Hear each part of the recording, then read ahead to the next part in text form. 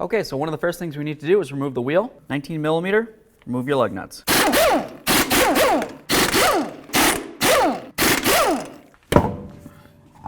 Remove your wheel. So now we're going to take off the sway bar link. If you look on the inside here, you can see an area that you can grab on with some locking pliers. So I'm going to go ahead and do that. Just as tight as I can. Remove this nut.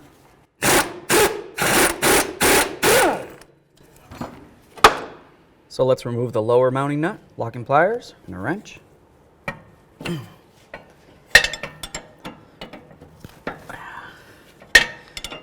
can use whatever you want.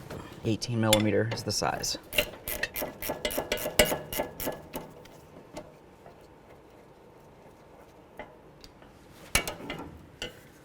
There it is. Okay, let's get our lower portion of the sway bar link in. Start that nut. Okay, we'll do the same to the top. Let's get our sway bar link in here. Let's snug up this lower nut.